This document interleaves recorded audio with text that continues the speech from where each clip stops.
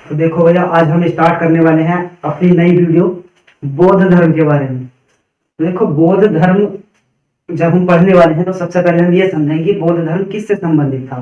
तो देखो, बौद्ध धर्म जो संबंधित है वो संबंधित है महात्मा बुद्ध से। ठीक है, महात्मा बुद्ध से संबंधित है बौद्ध धर्म। तो महात्मा बुद्ध के बारे में हम पढ़ेंगे, महात्मा बुद्ध की थोड़ी सी कहानी पढ़ेंगे, महात्मा बुद्ध के बारे में पढ़ेंगे कि इन्होंने क्या क्या क्या है अपने जीवन में, क्या क्या इनकी कहानियां थी, इनका जन्म कब हुआ था, माता कौन थी इनकी, इनके पिता कौन थे और इनकी मृत्यु कब हुई थी। भगवान बुद्ध के बारे में हमें पढ़ना है आज। ठीक, तो देखो, जो महात्मा बुद्ध का जन्म हुआ था, तो महात्मा बुद्ध का जन्म हुआ था 563 बीसी में। बीसी का मतलब मैंने पिछली वीडियो में बता दिया है कि बीसी का मतलब क्या होता है। इस वीडियो में मैं बता रहा हूं कि बीसी का मतलब होता है बिफोर क्राइस्ट। बिफोर क्राइस्ट का मतलब है कि क्राइस्ट जो थे, क्राइस्ट के जन्म के 563 साल पहले।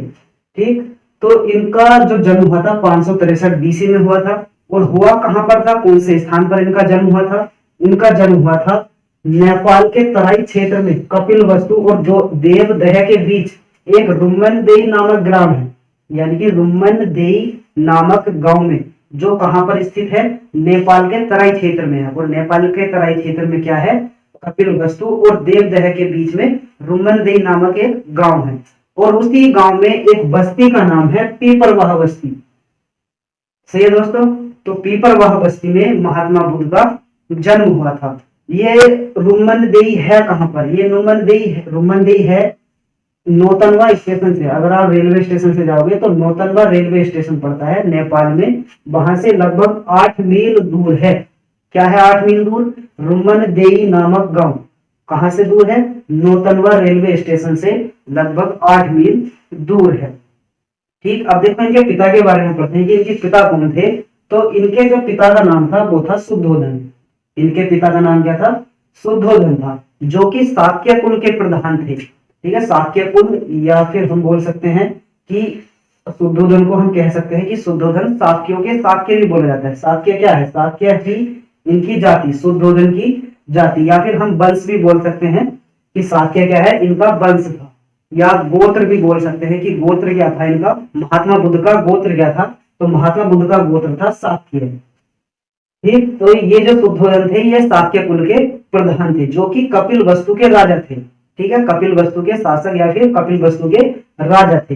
इन शुद्धोधन को शाक्यों का शाक्य भी कहा जाता है। शाक्यों का शाक्य क्यों कहा जाता है? क्योंकि जो शाक्य गोत्र बनाया था वो शुद्धोधन ने ही बनाया था। शुद्धोधन ने शाक्यों नाम का एक गोत्र बनाया था। ठीक, अब देखो इनकी माता का क्या नाम था? इनकी माता का नाम था महामाया, जो कि कौशल प्रांत की कोल्य वंश की राजकुमारी थी। कौशल प्रांत की कोल्य वंश की राजकन्या थी या फिर राजकुमारी थी। अब देखो, होता यह है कि इनकी विमाता के बारे में मालूम किया जाता है। इनकी विमाता के बारे में क्यों मालूम किया जाता है, यह अभी हम नेक्स्ट पढ़ेंगे वीडियो में। तो इनकी जो विमाता थी इनकी प्रजापति गौतमी, जो कि सिद्धार्थ की मौसी थी। सिद्धार्थ कौन है? सिद्धार्थ इनके बचपन का नाम था, महात्मा बुद्ध के बचपन का नाम था सिद्धार्थ। बाद में ये बुद्ध कहलाए थे। तो प्रजापति गौतमी इनकी विमाता का नाम था, जो कि सिद्धार्थ की मौसी थी। अब देखो, हुआ ये था कि जब इनका जन्म हुआ था 563 बीसी में नेपाल में, तो हुआ यह था कि एक बार ये इनकी माता जा रही थी, अपने मायके जा रही थी। तो जब ये अपने मायके जा रही थी, देवदह यानी कि कौशल प्रांत में है एक देवदह नामक एक गांव है। देवदह नामक एक गांव है। तो ये देवदह जा रही थी घूमने के लिए, यानी कि अपने मायके जा रही थी घूमने के लिए। तो देवदह जाते वक्त रास्ते में ही इन्हें प्रसव पीड़ा होने लगी। तो जब इन्हें प्रसव पीड़ा होने लगी तो प्रसव पीड़ा के दौरान एक शिशु का जन्म हुआ। जब शिशु के जन्म होने के बाद यहाँ पर जो कपिलवस्तु में एक जन्म समारोह मनाया गया। जन्म समारोह यहाँ पर मनाया गया। कहां पर मनाया गया जन्म समारोह?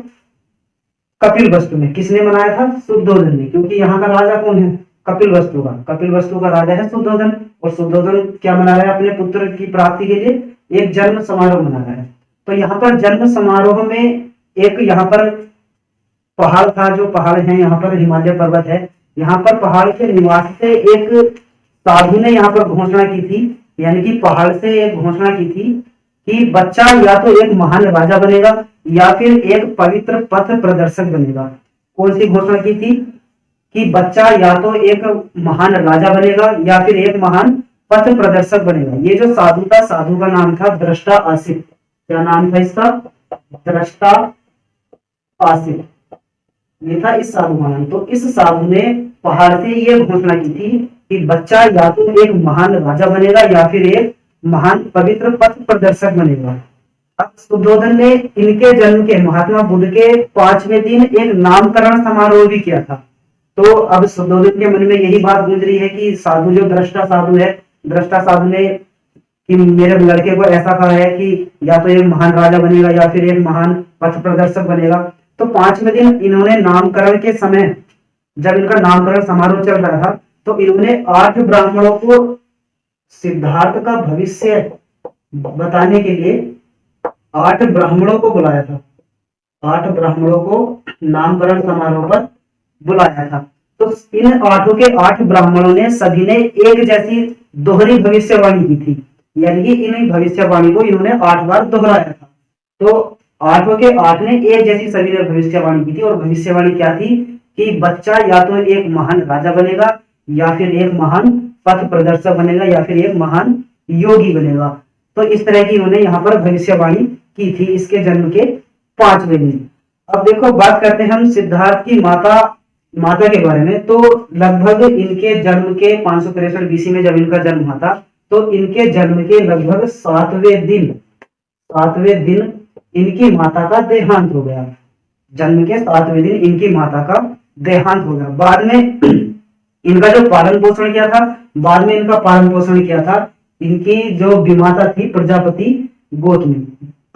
गौतमी ने बाद में इनका पालन पोषण किया था। ये प्रजापति गौतमी इनकी मौसी थी, सिद्धार्थ की मौसी थी प्रजापति गौतमी।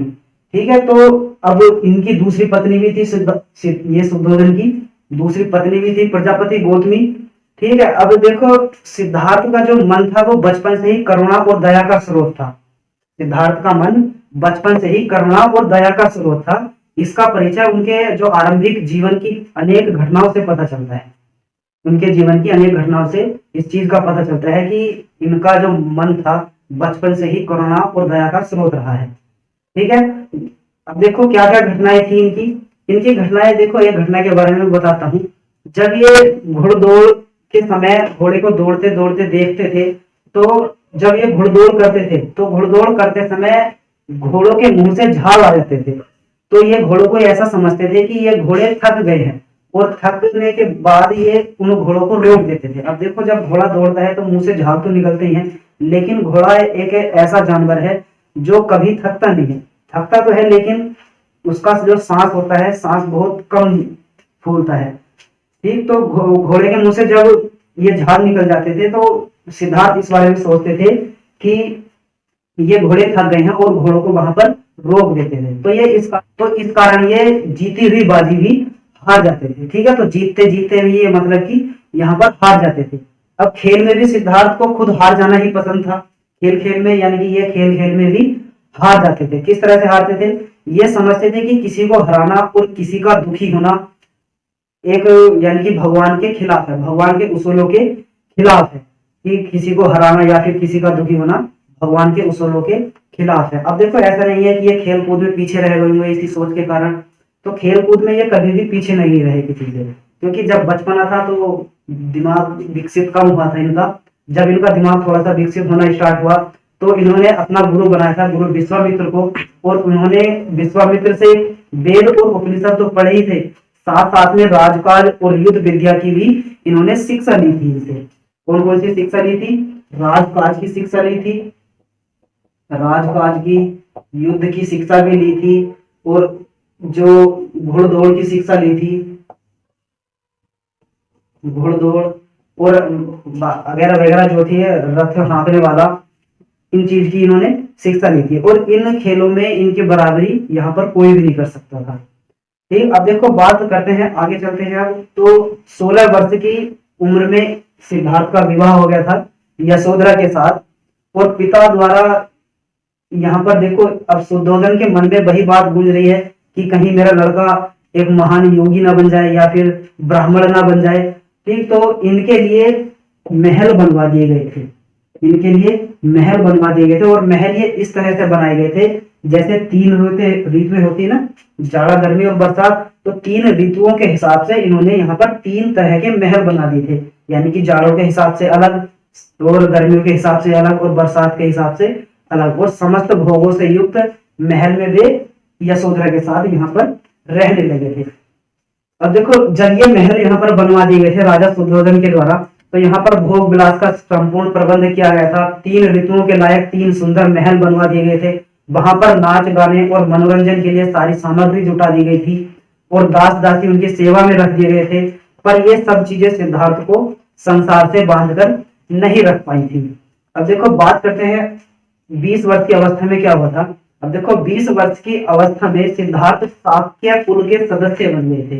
तो ये एग्जाम में कई बार मालूम किया गया है कि 20 वर्ष की अवस्था में 20 वर्ष की अवस्था में जो सिद्धार्थ थे वे शाक्य कुल के सदस्य बने थे। शाक्य कुल के सदस्य बनने से क्या मतलब है कि यहाँ पर जो मंत्री परिषद है इनकी शुद्धोधन की मंत्री परिषद में यहाँ पर ये शामिल हो गए थे। और यहीं पर इन्होंने अपना नेतृत्व का जो गुण था वो विकसित कर लिया था। यानी कि ये जितने भी यहाँ पर मंत्री थे शुद्धोधन की मंत्री परिषद में, यहाँ पर इन्होंने अपने नेतृत्व का गुण विकसित कर लिया था। अब देखो आगे चलते हैं, तो एक देखो ये कोलिया राज्य है, ये कोलिया वंश है या फिर कौशल प्रांत है। यहाँ पर इन दोनों राज्यों के बीच एक कौशल प्रांत है और जी कपिल वस्तु है। ठीक है, तो इन दोनों के बीच एक नदी बहती थी, रोहिणी नदी। कौन सी नदी बहती थी? रोहिणी नदी बहती थी। ठीक है, तो इसके जल के बंटवारे को लेकर इन दोनों राज्यों में हमेशा विवाद होता रहता था। कौन सी नदी को लेकर? रोहिणी नदी के पानी को लेकर इन दोनों राज्यों में हमेशा विवाद होता रहता था। ठीक, तो इस विवाद को हमेशा के लिए समाप्त करने के लिए इनकी मंत्री परिषद ने क्या बात बताई? इनकी मंत्री परिषद ने बताई कि दोनों राज्यों में युद्ध हो जाना चाहिए। ठीक है, लेकिन इनके मंत्री परिषद का नेतृत्व इस टाइम कौन कर रहा है? मंत्री परिषद का नेतृत्व कर रहा है सिद्धार्थ। ठीक है, तो जब सिद्धार्थ इनकी मंत्री परिषद का नेतृत्व कर रहा है तो सिद्धार्थ क्या बात रखते हैं इनके सामने, इनके मंत्री परिषद में ये अपनी बात रखते हैं कि युद्ध किसी भी समस्या का हल नहीं है, बिना युद्ध किए भी बात को सुलझाया जा सकता है। लेकिन इनकी मंत्री परिषद ने सिद्धार्थ की बात नहीं मानी, और इनकी बात जब नहीं मानी तो इन्होंने सोचा कि जब कोई मेरी बात नहीं मान रहा है तो मुझे इस संघ से निकल जाना चाहिए। तो ये संघ से निकल गए, और निकलने के बाद ये अपने महल में रहने लगे। और महल में रहते रहते इन्हें काफी टाइम हो गया, और काफी टाइम के बाद ये बसंत ऋतु में जब एक दिन ये बगीचे की सैर पर निकले अपने सारथी के पास। तो इनके सारथी का नाम जो था वो था चन्ना, और इनके घोड़े का नाम था कंथक। तो ये भी क्वेश्चन कई बार मालूम किया गया है एग्जाम में कि इनके घोड़े का नाम क्या था?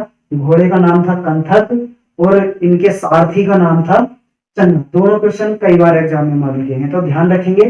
सारथी का नाम था चन्ना और घोड़े का नाम था कंथक। ठीक, तो इन दोनों के साथ यानी कि अपने घोड़े कंथक और चन्ना के साथ जब ये बगीचे की सैर पर निकले तो उन्हें सड़क पर एक बूढ़ा आदमी दिखाई दिया। ठीक है, एक बूढ़ा आदमी दिखाई दिया जिसके दांत टूट गए थे, बाल पक गए थे। पकने का मतलब कि बाल सफेद हो गए थे, और दांत बुढ़ापे में जैसे दांत गिरे जाते हैं तो इनके दांत भी गिर गए थे। शरीर सारा टेढ़ा हो गया था, कोबड़ा हो गया था शरीर। हाथ में लाठी पकड़े हुए जैसे ये बूढ़ा आदमी चलता है इस तरह से वो कांपता हुआ सड़क पर चल रहा था। ठीक है, तो उन्होंने देखा, उन्होंने सोचा कुछ, तो ज्यादा कुछ नहीं हुआ, बस इतना ही देखा उन्होंने और आगे चलते बने। अब दूसरी बार निकलते हैं जब ये सैर पर, दूसरी बार मतलब कि अगले दूसरे दिन नहीं, लगभग कुछ दिनों बाद ये जब दूसरी बार सैर के लिए निकले, बगीचे की सैर के लिए, तो इनकी आंखों के आगे एक रोगी व्यक्ति आ गया। उसकी सांसें तेजी से चल रही थी, कंधे ढीले पड़ गए थे, जैसे कि एक रोगी व्यक्ति होता है बिल्कुल ढीला ढाला। ठीक है, उस तरह से कंधे ढीले पड़ गए थे, सांसें तेजी से चल रही थी, बाहें उनकी सूख गई थी, पेट फूला हुआ सा था, चेहरा पीला पड़ गया था, और दूसरे के सहारे वह बड़ी मुश्किल से चल पा रहा था। जैसे कोई बहुत ज्यादा बीमार व्यक्ति होता है, दूसरे के सहारे चलता है, तो इस तरह से वो चल रहा था। तो सिद्धार्थ ने उस व्यक्ति को भी देखा और उस बात को नोटिस कर लिया, और जो पहली वाली बात थी, जो एक बूढ़ा व्यक्ति मिला था, उस बात को भी नोटिस किया। अब जब तीसरी बार ये सिद्धार्थ बगीचे की सैर पर निकले, सैर पे निकलते हैं, अब देखो काम तो इन्हें कुछ रहा नहीं, अब मंत्री परिषद से भी ये निकल गए तो कुछ काम नहीं बचा, घूमना ही बचा है व्यक्ति को। अब जब कोई राजा का लड़का है तो वो काम वगैरह थोड़ी करेगा, दास दासी रख रखे थे काम करने के लिए। तो अब देखो जब तीसरी बार निकलते हैं तो उन्हें दिखाई दी एक अर्थी, और उस अर्थी को लेकर 4 आदमी जा रहे थे, ठीक है, और पीछे पीछे बहुत से लोग चल रहे थे। कोई व्यक्ति रो रहा था, कोई अपने बाल नोच रहा था, कोई अपनी छाती पीट रहा था। इस तरह की उन्होंने उनकी हरकत देखी। तो इन सारे दृश्यों को देखकर सिद्धार्थ का मन विचलित सा उठा। उन्होंने सोचा कि धिक्कार है ऐसी जवानी को जो पहला बूढ़ा देखा था, कि धिक्कार है ऐसी जवानी को जो जीवन को सोख लेती है। ठीक है, तो पहले दृश्य के बारे में उन्होंने ये सोचा कि धिक्कार है ऐसी जवानी को जो जीवन को सोख लेती है। अब दूसरा व्यक्ति जो देखा था उन्होंने, रोगी व्यक्ति, उसके बारे में इन्होंने कहा कि धिक्कार है ऐसे स्वास्थ्य को जो शरीर को नष्ट कर देता है। ठीक है, तो ऐसा स्वास्थ्य भी बेकार है जो शरीर को नष्ट कर देता है। और तीसरा व्यक्ति जो देखा था उन्होंने, एक अर्थी देखी थी, उसके बारे में उन्होंने कहा कि धिक्कार है जीवन को जो इतनी जल्दी अपना अध्याय पूरा कर लेता है। ठीक है, तो जीवन का अध्याय छोटा सा होता है, 4 दिन की जिंदगी होती है, फिर अंधेरी रात। तो इस तरह की जो कहानी बनती है, तो ये बनती है इनके बारे में। अब जब देखो इन सबको सोचने के बाद सिद्धार्थ का मन बहुत ज्यादा विचलित हो गया। अब जब इनका मन विचलित हो गया तो ये यानी कि आधे मन से घूमने के लिए निकल गए कि शायद और कुछ मिले जानने के लिए। तो जब ये बगीचे की सैर पर निकले चौथी बार, तो उन्हें एक सन्यासी दिखाई दिया। ठीक है, संसार की सारी भावनाओं और कामनाओं से मुक्त एक प्रसन्नचित्त सन्यासी दिखाई दिया। तो उनका मन वहीं से करने लगा कि मुझे एक सन्यासी बन जाना चाहिए। ठीक है, तो उन्होंने ये सोच लिया कि मुझे एक सन्यासी बन जाना चाहिए। तो लगभग देखो 20 वर्ष की अवस्था में यहाँ पर ये शाक्य कुल के सदस्य बने थे, और लगभग 29 वर्ष की अवस्था में इन्होंने अपनी सुंदर पत्नी यशोधरा और पुत्र राहुल और कपिल वस्तु जैसे राज्य का मोह छोड़कर सत्य की तलाश में ये सिद्धार्थ घर छोड़कर चले गए। अब देखो घर जब छोड़कर गए हैं तो रात में ही गए होंगे, दिन में तो गए नहीं होंगे, क्योंकि दिन में तो पत्नी जाने नहीं देगी और पुत्र का मोह इसे छोड़ेगा नहीं। ठीक, तो इस तरह से ये यहाँ से 29 वर्ष की अवस्था में कपिल वस्तु राज्य को छोड़कर चले गए थे। अब देखो इनके घर छोड़ने की घटना को क्या कहते हैं, ये कई बार एग्जाम में मालूम किया जाता है। इनके घर छोड़ने की यह जो क्रिया थी या फिर जो घर छोड़ा था इन्होंने, यह घटना कहलाती है महाभिनिष्क्रमण। क्या कहलाती है? महाभिनिष्क्रमण। ठीक, महाभिनिष्क्रमण ये घटना कहलाती है इनके घर छोड़ने की। अब देखो घर छोड़ने के बाद ये सबसे पहले पहुंचे थे राजगृह। ठीक है, सबसे पहली बार कहां पहुंचे थे? ये पहुंचे थे राजगृह। सबसे पहले गए राजगृह। ये एग्जाम में कई बार मालूम किया गया है कि घर छोड़ने के बाद ये सबसे पहले कहां पर गए थे? तो राजगृह गए थे। यहीं पर राजगृह में इन्होंने सबसे पहली बार भिक्षा मांगी थी। ठीक है, तो जब ये भिक्षा मांग रहे थे तो घूमते घूमते ये पहुंच गए अलार कलाम की कुटिया में। ठीक है, तो अलार कलाम की कुटिया में पहुंचे। अलार कलाम की कुटिया में पहुंचने के बाद इन्होंने सबसे पहले अपना गुरु बनाया अलार कलाम को। तो अलार कलाम को अपना प्रथम गुरु बनाया इन्होंने, प्रथम गुरु। तो अलार कलाम को इन्होंने सबसे पहला अपना गुरु बनाया। ठीक है, बाद में इनको फिर मिला था रामापुत्र, उद्यत रामापुत्र। अलार कलाम के बाद मिला था इन्हें उद्यत रामापुत्र। अब उद्यत रामापुत्र इन्हें जब मिल गया तो इन्होंने इनसे कई सारी शिक्षा सीखी, योग साधना सीखी, समाधि लगाना सीखा। ठीक है, तो कई सारी शिक्षा इन्होंने ली कि योग किस तरह से लगाते हैं, यानी कि साधना किस तरह से करते हैं। तो तरह तरह की इन्होंने कई सारी योग विद्याएं भी सीख ली। अब देखो सीखने के बाद यहाँ पर इन्हें संतोष नहीं हुआ बिल्कुल भी कि ये जो रास्ते पर चल रहे हैं, उद्धत रामापुत्र जो चल रहे हैं या फिर अलार कलाम जो अपने रास्ते पर चल रहे हैं, ये बेकार वाला रास्ता है, कोई इन रास्तों पर चलने से कुछ हासिल नहीं होगा। तो जब ये सोच रहे थे इस बात को, तो सोचते सोचते यहाँ से ये निकल गए उरुग्वेला की तरफ। कहां पर निकल गए? उरुग्वेला, ये बिहार में ही है उरुग्वेला। तो कहां पर चले गए ये? उरुग्वेला। पहले कहां पर गए? सबसे पहले यहाँ पर राजगृह गए और राजगृह में किससे मिले जाकर? अलार कलाम से। अलार कलाम के बाद किससे मिले? उद्यत रामापुत्र से। और यहाँ पर जब इन्हें यहाँ पर संतोष नहीं हुआ तो ये चले गए उरुग्वेला। और जब ये उरुग्वेला चले गए तो वहां जाकर ये अकेले थे, किसी को अपना गुरु नहीं बनाया, और वहां जाकर उरुग्वेला जाकर ये तरह तरह से तपस्या करने लगे। यानी कि कई तरीके से इन्होंने तपस्या की यहाँ पर, कि शायद ज्ञान की प्राप्ति हो जाए। तो सिद्धार्थ ने यहाँ पर जाकर पहले तो तिल और चावल खाकर तपस्या शुरू की, और बाद में कोई भी आहार लेना इन्होंने बंद कर दिया। सबसे पहले इन्होंने क्या किया? यहाँ पर तिल और चावल खाकर तपस्या शुरू कर दी, और बाद में कोई भी आहार लेना बंद कर दिया। और शरीर कैसा हो गया? शरीर हो गया इनका सूखकर बिल्कुल कांटा। ठीक है, 6 वर्ष बीत गए, लेकिन सिद्धार्थ की तपस्या सफल नहीं हुई। तपस्या करते करते 6 वर्ष बीत गए, लेकिन सिद्धार्थ की तपस्या जो है बिल्कुल भी सफल नहीं हुई। अब देखो, जब तपस्या सफल नहीं हुई इनकी, तो यहाँ पर एक जगह पड़ती है उरुग्वेला ही। ठीक है, तो उरुग्वेला से ये पीपल के वृक्ष के नीचे बैठे थे। यहाँ पर पीपल वृक्ष के नीचे यहाँ पर बैठे थे। तो दोस्तों देखो, जब सिद्धार्थ की तपस्या यहाँ पर सफल नहीं हो पाई तो हुआ कुछ यूं कि जब सिद्धार्थ पीपल वृक्ष के नीचे बैठकर तपस्या कर रहे थे, तो एक दिन कुछ स्त्रियां किसी नगर से लौटती हुई वहां से निकली जहां सिद्धार्थ तपस्या कर रहे थे। तो अब जब स्त्रियां जा रही हैं, पहले कोई घोड़ा गाड़ी, तो इस तरह की गाड़ी वगैरह नहीं होती थी जो आजकल होती है, बस वगैरह उस टाइम नहीं होती थी। तो उस टाइम जो आवागमन का जो साधन था, आवागमन का उस टाइम साधन था कि या तो पैदल जाते थे या फिर रथ वगैरह पर ये चले जाते थे। तो जब देखो गांव की स्त्रियां हैं तो इतनी, यानी कि घर से इतनी आर्थिक स्थिति भी ठीक ठाक नहीं होगी, तो वो कुछ स्त्रियां पैदल जा रही थी जहां पर सिद्धार्थ तपस्या कर रहे थे। तो वे कुछ गीत गाती हुई जा रही थी। गीत उनका इस तरह से था कि वीणा के तारों को ढीला मत छोड़, ढीला छोड़ने पर उसका सुर सुरीला नहीं निकलेगा, पर तारों को इतना कसो भी मत कि वे टूट जाए। ये जो बात थी सिद्धार्थ को जच गई। वह मान गए कि नियमित आहार विहार से ही योग सिद्ध होता है। यानी कि वे इस बात से ये समझ गए कि वीणा के तारों को ढीला मत छोड़, और ढीला छोड़ने पर उसका स्वर सुरीला नहीं निकलेगा। यानी कि अगर हम आहार विहार करेंगे या फिर हम खाना खाएंगे तो खाना खाने से ही योग सिद्ध हो सकता है। अगर हम भूखे पेट योग कर रहे हैं तो इस तरह की कोई भी बात खराब नहीं होगी। ठीक है, तो उन्होंने ये सोचा कि किसी की चीज की प्राप्ति के लिए मध्यम मार्ग ही ठीक होता है। ठीक है, मध्यम मार्ग ठीक होता है। अगर हम किसी चीज की प्राप्ति कर रहे हैं तो उसके लिए हमें मध्यम मार्ग अपनाना चाहिए, और इसके लिए हमें कठोर तपस्या करनी चाहिए। तो उन्होंने ये मार्ग समझ लिया कि मध्यम मार्ग पर चलना है। देखो आते आते ये आगे 35 वर्ष की अवस्था में, क्योंकि 6 साल में तपस्या करते करते हो गए, 29 वर्ष की अवस्था में इन्होंने घर छोड़ दिया था अपना। ठीक है, जो कि घटना क्या कहलाई थी? महाभिनिष्क्रमण कहलाई थी। अब 6 साल में तपस्या करते करते हो गए, तो कितनी वर्ष की आयु में आ गई? आगे लगभग 35 वर्ष की आयु में। तो 35 वर्ष की आयु में जब अजातशत्रु, यानी जब अजातशत्रु शासन कर रहा था अपना, इस टाइम जो राजा था यहाँ का वो था अजातशत्रु।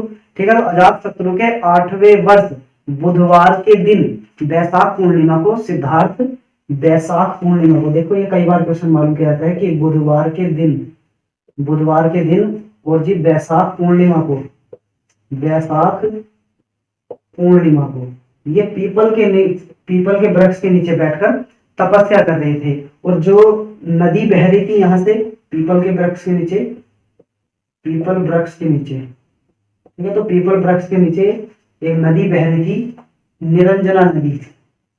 कौन सी नदी बह रही थी? निरंजना नदी। निरंजना का दूसरा नाम मिलता है पुनपुन नदी। पुनपुन नदी या फिर निरंजना नदी वहां से बह रही थी। तो निरंजना नदी के किनारे एक पीपल का पेड़ था, वहां पर ये बैठे हुए थे। तो वहां पर एक स्त्री आती है, वहीं के एक समीपवर्ती गांव से एक स्त्री आती है, सुजाता नाम की स्त्री। कौन सी स्त्री आती है? सुजाता नाम की स्त्री आती है। तो सुजाता कुछ दिन पहले, यानी कि कुछ साल पहले यहाँ पर इसी वृक्ष के नीचे एक मन्नत मांग के गई थी कि अगर मेरे एक पुत्र हुआ तो मैं यहाँ पर प्रसाद चढ़ा के लूंगी। पहले होता था ये बात कि हाँ, मन्नत मांगते थे लोग, किसी पेड़ से मन्नत मांग लेते थे या फिर किसी मंदिर में जाके मन्नत मांग लेते थे कि अगर मेरे पुत्र हुआ या फिर मेरी ये मनोकामना अगर पूरी हो गई तो मैं ये करूंगा या फिर मैं वो करूंगा। तो ये सुजाता नाम की स्त्री यहाँ से मन्नत मांग के गई थी पीपल के वृक्ष के पेड़ से। ठीक है, तो यहाँ से ये मन्नत मांग के गई थी। तो जब इसके एक पुत्र हुआ था सुजाता के, तो यहाँ पर ये अपना काम करने के लिए आई थी, यानी कि जो मन्नत मांग के गई थी वो मन्नत यहाँ पर पूरी करने के लिए आई थी। तो सोने के थाल में ये गाय के दूध की खीर बनाकर लाई थी। यहाँ से सोने के थाल में गाय के दूध की खीर बनाकर लाई थी। अब देखो जब ये यहाँ पर लाई है तो पीपल वृक्ष के नीचे इस टाइम कौन बैठा है? इस टाइम सिद्धार्थ बैठे हैं जो कि तपस्या में लीन थे इस टाइम। तो सुजाता को ऐसा लगा कि मानो वृक्ष देवता ही पूजा लेने के लिए यहाँ पर शरीर धरकर बैठे हैं। कैसा लगा उनको? उनको ऐसा लगा कि मानो वृक्ष देवता ही पूजा लेने के लिए शरीर धरकर यहाँ पर बैठे हैं। सुजाता ने बड़े आदर के साथ सिद्धार्थ को खीर भेंट की और कहा कि जैसे कि मेरे मनोकामना पूरी हुई है, उसी तरह आपकी भी मनोकामना पूरी हो।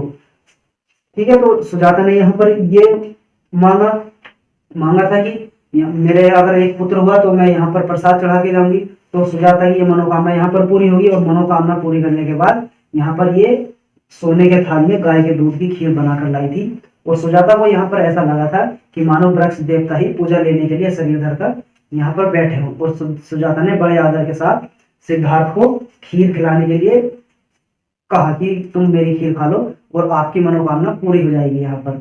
ठीक है, तो उसी रात को यहाँ पर सिद्धार्थ ध्यान लगाए हुए बैठे थे। रात में धुनी वगैरह अपनी लगाए हुए बैठे थे। तो रात को ही इन्हें सच्चे ज्ञान का बोध हुआ, और सच्चे ज्ञान का बोध होने के बाद ये बुद्ध कहलाए थे। यहाँ से क्या कहलाए थे? ये बुद्ध कहलाए थे। कई ग्रंथों में इनका नाम यहाँ पर संबोधि भी मिलता है। क्या नाम है इनका? संबोधि। ठीक है, तो या तो बुद्ध कहलाए या फिर संबोधि कहलाए, दोनों। ठीक है, बुद्ध कहलाए या संबोधि, बात एक ही है। ठीक है, तो जिस पीपल के नीचे बैठ के ये तपस्या कर रहे थे वो वृक्ष कहलाया था बोधि वृक्ष। क्या कहलाया था? बोधि वृक्ष कहलाया था। और ये जहां पर तपस्या कर रहे थे वह स्थान कहलाया था बोध गया। क्या कहलाया था? बोध गया कहलाया था। और जिस पीपल वृक्ष के नीचे बैठकर ये तपस्या कर रहे थे वो वृक्ष कहलाया था बोधि वृक्ष। और जिस स्थान पर ये तपस्या कर रहे थे वो स्थान कहलाया था बोध गया। और ज्ञान प्राप्ति के बाद ये क्या कहलाए थे? बुद्ध कहलाए थे या फिर संबोधि कहलाए थे। ठीक है, तो ज्ञान प्राप्त करने के ये लगभग 80 वर्ष की उम्र तक अपने धर्म का प्रसार करते रहे। अब देखो इस टाइम जो यहाँ की भाषा थी वो भाषा थी संस्कृत।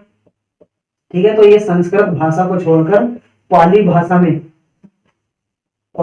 में अपने धर्म का प्रचार प्रसार यहाँ पर करते रहे। अब देखो पाली भाषा इनके लिए सीधी सरल भाषा रही होगी, इसलिए इन्होंने अपने जो धर्म का प्रचार प्रसार किया है वो पाली भाषा में किया है। 4 सप्ताह के बाद, ज्ञान प्राप्ति के 4 सप्ताह के बाद इन्होंने बोधि वृक्ष के नीचे रहकर धर्म के स्वरूप का चिंतन करने के बाद भगवान बुद्ध धर्म का उपदेश करने के लिए दूसरे गांव की तरफ निकल पड़े। अब देखो बात आती है आषाढ़ की पूर्णिमा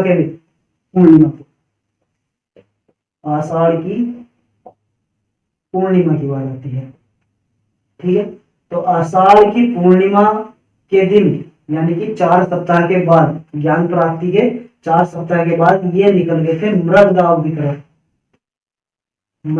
तरफ। यहाँ से निकल गए थे। मृगदाव होता है जिसका आज वर्तमान में अगर हम नाम देखें तो ये होता है सारनाथ।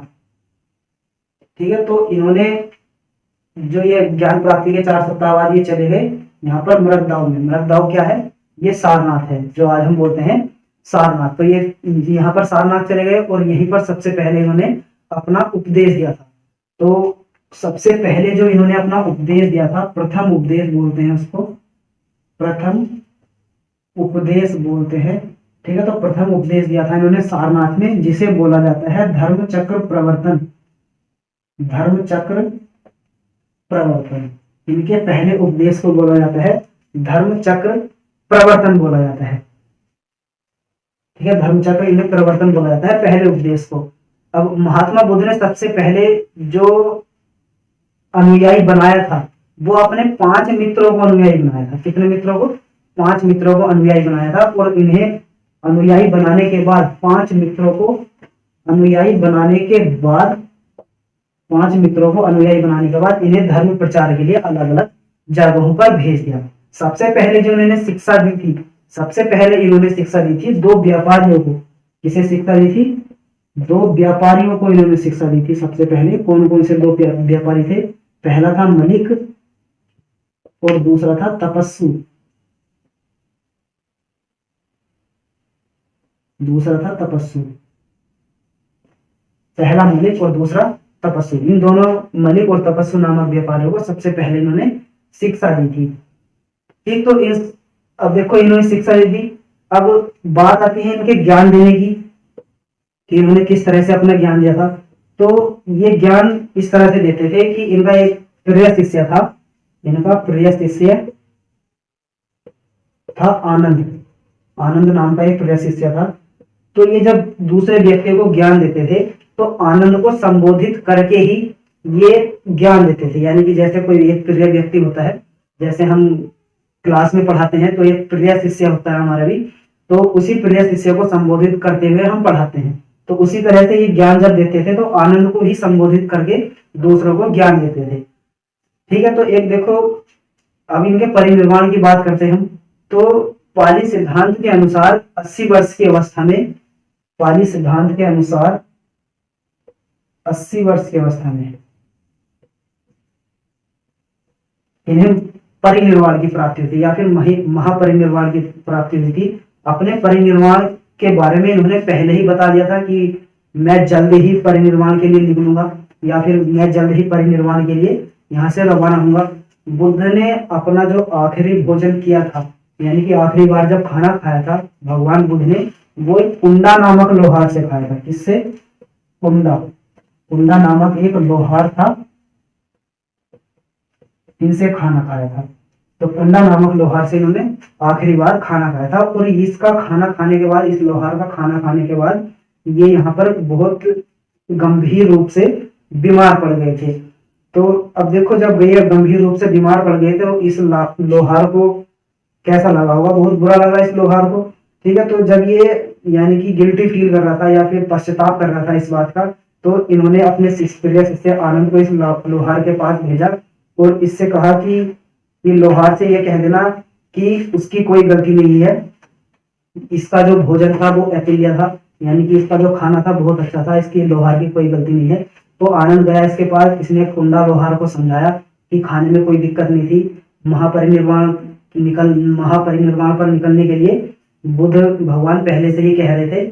ठीक है, तो इस तरह से इनकी लगभग 483 बीसी में ये मृत्यु को प्राप्त हो गए। और मृत्यु को प्राप्त करने की घटना इनकी कहलाती है महापरिनिर्वाण। महापरिनिर्वाण ये घटना कहलाती है। तो देखो भैया, हम वीडियो जो बनाएंगे, नेक्स्ट वीडियो हम कल बनाएंगे नेक्स्ट, यानी कि यहाँ से आगे हमें बौद्ध धर्म के बारे में जो भी पढ़ना है वो हम पढ़ेंगे नेक्स्ट वीडियो में, यानी कि पार्ट 2 में। तो ये पार्ट फर्स्ट और पार्ट सेकंड हम इसलिए बना रहे हैं ताकि आप पर ज्यादा लोड ना पड़े, पढ़ाई का ज्यादा प्रेशर ना लेते हुए हम इसका पार्ट 2 बनाएंगे। ठीक है, तो पार्ट 2 बनाने का पर्पज यही है कि देखो जब व्यक्ति ज्यादा कुछ करता है ना, अभी देखो हमने ये पढ़ा है कि अति हर चीज की बुरी होती है, तो अति नहीं करनी चाहिए किसी भी चीज की। ठीक है, अपना थोड़ा थोड़ा पढ़ते रहो और थोड़ा थोड़ा समझते रहो, क्योंकि पढ़ने पर ही ज्यादा ध्यान देना है। और हम जो नेक्स्ट वीडियो बनाएंगे उसमें आपको हम पढ़ाएंगे कि बौद्ध संगीतियों के बारे में और बौद्ध साहित्यों के बारे में, कि बौद्ध साहित्य क्या होते हैं, कौन कौन से बौद्ध साहित्य हैं।